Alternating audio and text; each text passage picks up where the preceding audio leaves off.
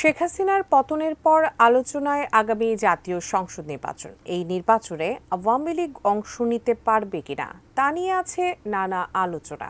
দলটি নির্বাচনে অংশ নেওয়া বা নিতে পারা নিয়ে সরকার ও রাজনৈতিক দলগুলোর যেমন ভিন্ন মত রয়েছে, তেমনি বৈষম্য বিরোধী ছাত্র আন্দোলনের শিক্ষার্থীদেরও রয়েছে কঠোর বার্তা।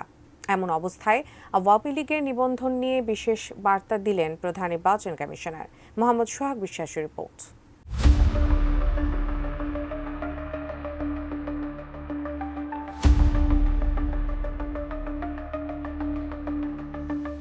গত বছর আগস্টের শেষের দিকে আওয়ামী লীগকে নিষিদ্ধ ও দলটির নিবন্ধন বাতিলের জন্য একটি রিট দাখিল করেছিলেন এক ব্যক্তি, যা সেপ্টেম্বরের শুরুর দিকে খারিজ করে দেয় আদালত। এরপর থেকেই আলোচনায় আওয়ামী লীগের নিবন্ধন বাতিলের বিষয়টি।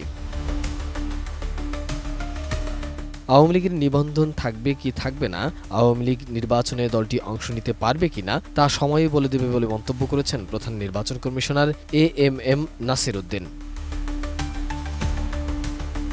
তিনি বলেন, সময় আসলে দেখা যাবে কোন কোন দলের নিবন্ধন থাকে, যারা থাকবে তাদের নিয়ে নির্বাচন হবে। আওয়ামী লীগ নির্বাচনে অংশ নিতে পারবেন কিনা তাও সময় বলে দেবে বলেও জানান তিনি।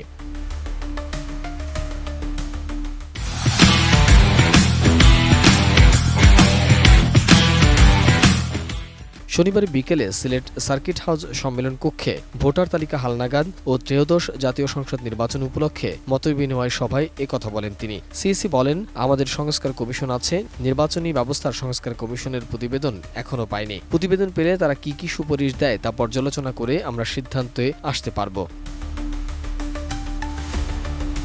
16 ডিসেম্বরের ভাষণে প্রধান উপদেষ্টা জাতীয় নির্বাচনে যে টাইম ফ্রেম দিয়েছেন তা মাথায় রেখেই নির্বাচন কমিশন কাজ করছে বলেও জানান সিএসি। তার বক্তব্য অনুযায়ী কাজ করে যাচ্ছে সিএসি। আর জাতীয় নির্বাচন ইভিএমে হবে না এমন কোনো পরিকল্পনাও নেই বলেও জানান সিএসি। মোহাম্মদ সোহাগ বিশ্বাস, এটিএন নিউজ, ঢাকা।